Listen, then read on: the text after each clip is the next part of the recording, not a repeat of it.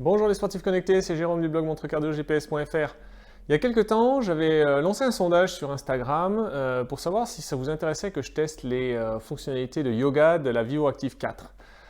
Alors, il y a eu 86% de réponses oui, donc j'ai pris ça comme un défi parce que je suis persuadé qu'il n'y a pas 86% des gens qui me suivent qui font du yoga. Vous êtes un peu amusés, ok, je relève le défi. Alors, je n'y connaissais rien, donc j'ai fait finalement ce que pas mal d'entre vous font, c'est-à-dire que je suis allé sur YouTube. Là, je suis tombé sur une vidéo qui s'appelle 3 étapes pour bien commencer en yoga et j'ai appris plein de choses. Alors, la première chose, c'est j'ai découvert qu'il y avait plusieurs sortes de yoga. Je ne savais pas. Ça va du yoga méditatif jusqu'au power yoga. Je ne connais pas non plus. Il y a même certaines versions de yoga qui utilisent des briques et des sangles.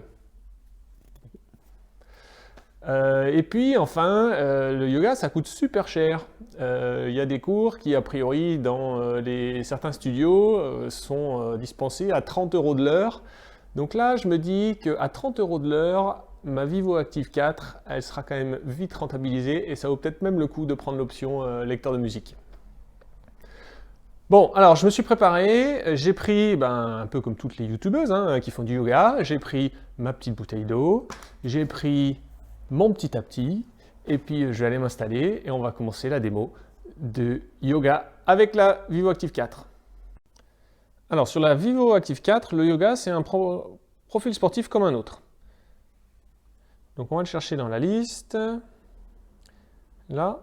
Et alors, ce qui est super intéressant, c'est qu'on peut tirer un petit panneau ici avec donc les entraînements. Et on a 3 programmes d'entraînement qui sont préenregistrés avec la montre. Améliorer votre souplesse dès le matin, réveillez-vous et énergisez-vous, salutations au soleil, et puis test yoga, c'est moi qui l'ai créé. Donc, alors je ne sais pas quel type de yoga c'est, si c'est du power yoga ou du yoga méditatif. Bon, moi je trouve que salutation au soleil, c'est sympa. On va tester salutation au soleil. Donc là, vous voyez, il y a 53 étapes. Donc il y a 53 postures qui vont s'enchaîner. C'est parti, on va lancer donc salutation au soleil. La deuxième chose intéressante, c'est que posture de la montagne, c'est parti. Ce sont les animations. Alors là, posture de la montagne, ça bouge pas. On reste debout, les bras un petit peu écartés.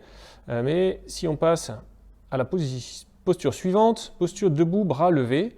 Et là, on va pouvoir voir une animation qui nous montre le mouvement à effectuer. Donc on va tester ça, on va tester la prière mudra.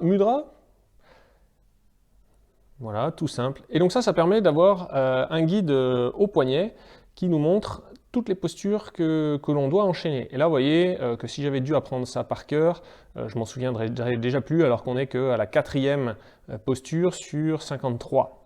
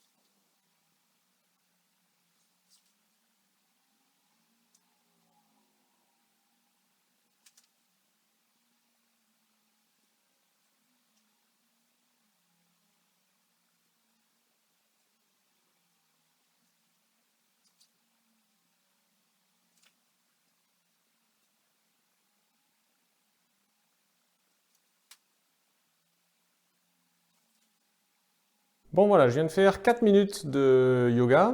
Et alors clairement, il manque encore des choses, notamment au niveau des transitions. Donc là, vous l'avez vu, à chaque changement de posture, la montre vibre, donc ça nous indique qu'on va changer de posture. Et finalement, la montre vibre, nous annonce une posture et l'animation vient seulement après. Ce qui fait que sur des postures qu'on doit tenir 10 secondes, le temps de lire le nom de la posture regardez l'animation, le chrono, il reste déjà plus que 4 secondes. Donc là, c'est pas génial dans l'enchaînement. Alors, bon, je pense qu'il faut s'adapter et petit à petit essayer d'apprendre le programme pour regarder de moins en moins sa montre. Enfin, clairement, là, par rapport à quelque chose qu'on ferait avec un cours de yoga, il manque une partie de conseils sur les postures et sur les enchaînements des postures. C'est-à-dire qu'il y a des fois, je me remettais dans une position, je me rendais compte qu'en fait, la posture aurait dû être enchaînée avec la posture précédente. On repasse sur l'écran de la montre, je vais vous montrer un peu toutes les statistiques qui en sortent, c'est assez impressionnant.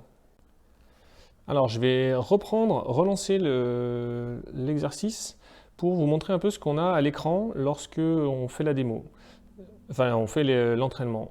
Donc on a l'animation, le chrono, on a la fréquence cardiaque. Alors là, comme je n'apporte pas, le capteur ne capte rien. On a aussi, il faut qu'on ait un peu de temps entre deux animations. Donc là, la fréquence cardiaque. Ici, on a le chrono, le niveau de stress, la fréquence respiratoire, la fréquence cardiaque. Donc ce sont 3 données qui sont mesurées avec ce capteur cardio ici. Donc dès lors qu'on la porte au poignet, on peut voir pendant la séance toutes ces données. Et ensuite, une fois qu'on arrête l'enregistrement, on a une moyenne de la fréquence cardiaque, une moyenne de la fréquence respiratoire, le chrono, et on enregistre la séance. Là, vous allez voir qu'on a encore plein de données, donc le temps, la fréquence cardiaque, le nombre de calories, le niveau de stress.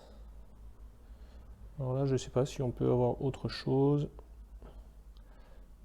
On peut voir les temps dans les zones cardio. Donc là, j'ai passé tout le temps dans la zone de cardio 1, c'est la zone la plus basse forcément. Voilà. Maintenant, on va lui dire que c'est fini. Je vais vous montrer ce qu'on peut faire maintenant en programme perso, parce que là, on a testé un programme qui était déjà tout fait, mais on peut tout à fait faire des programmes perso. Alors, il faut savoir que dans la bibliothèque de Garmin Connect, pour créer des entraînements, j'ai compté 213 mouvements. Alors, ce n'est pas que des postures de yoga, il y a des mouvements de musculation, des mouvements d'étirement et des postures de yoga. Mais donc, à partir de ça, on peut créer des enchaînements de séances comme on veut. Le seul problème, c'est que, et je ne sais pas pourquoi, ils ont limité ça. Là, vous voyez, j'ai fait un programme à 3 étapes. Donc, la pose de l'arc, la posture de l'aigle, la posture commode en torsion, ça m'a beaucoup fait rire. Le problème, c'est que quand on fait une séance perso, on n'a pas les animations. Donc, on aura le nom, on peut régler le temps qu'on veut, mais il n'y aura pas d'animation qui va montrer. Donc finalement, je pense que c'est assez pratique, mais il faut déjà avoir pratiqué un petit peu les programmes classiques avant de passer au programme perso. Bon alors, c'est utile ou pas? Je vais vous donner mon avis et puis vous pourrez donner le vôtre dans un commentaire en dessous. Savoir si c'est utile, savoir si ça vous a donné envie de vous mettre au yoga. Moi, franchement, je pense que c'est peut-être pas mal d'introduire un peu de yoga dans une pratique sportive complète. Je ne ferai pas que ça. Je ne ferai pas 2 heures de yoga par semaine, mais pourquoi pas un petit peu. Ça peut être un bon complément, notamment en termes d'étirement, de sollicitation des muscles un peu profonds, etc. Maintenant, est-ce que la VivoActive 4 en elle-même est bien utile? Eh bien, je pense que c'est utile, mais pas pour tout le monde. Ça sera de toute façon pas utile aux gens qui pratiquent déjà beaucoup de yoga et qui savent le faire parce qu'ils ont un peu d'expérience. Je pense que c'est difficilement utilisable quand même pour des débutants comme moi. Comme j'ai dit, il n'y a pas de conseils sur les postures. Est-ce qu'en fait, on essaye de faire comme l'animation, mais on n'est pas sûr de respecter les équilibres, les placements. Donc je pense que c'est pas mal de commencer avec un coach, un yogi. Et puis, il y a ce problème d'enchaînement des postures quand on ne les connaît pas et qu'on veut regarder qu'à la montre. Bon, on rate la moitié du chrono et finalement, je pense que ça doit être un peu gavant. Là, j'ai dû faire un tiers du programme de 53 postures et c'est vrai que c'est pénible, quoi.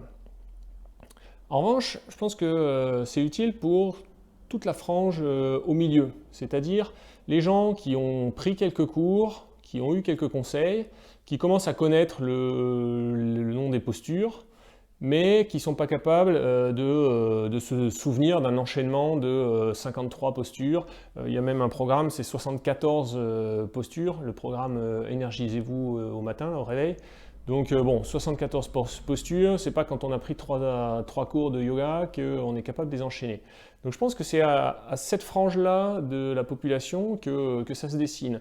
Des gens qui ont pris quelques cours, qui ont eu quelques conseils, qui commencent à connaître quelques postures, et puis simplement qui ont besoin d'un guide, d'un rappel de temps en temps sur la montre. Et à ce moment-là, c'est très bien, la montre, elle combine le rappel et le décompte du chrono. Donc il y a des postures à 10 secondes, d'autres à 30 secondes, à 45.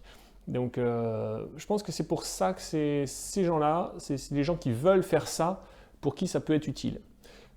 Comme j'ai dit, dites-moi en commentaire ce que vous en pensez. Vous pouvez mettre un j'aime à cette vidéo si ça vous a plu, si ça vous a fait découvrir quelque chose, même si je ne vous ai pas converti au yoga. Personnellement, je n'ai pas été converti au yoga et je pense que tant que je ne pratiquerai pas avec quelqu'un de mon entourage qui me dira « Tiens, viens, je te montre comme ça peut être bien, ce que ça peut t'apporter et en quoi c'est utile », bon, voilà, je ne vais pas me mettre à faire du yoga tous les soirs avant d'aller me coucher. Et maintenant que ça c'est fait, il va falloir trouver quelques challenges pour continuer sur Instagram. Parce que voilà, je suis toujours partant pour découvrir des nouvelles choses. Hein, et d'ailleurs, je peux vous poser une question, c'est quand la dernière fois que vous avez fait une chose pour la première fois? Répondez en commentaire.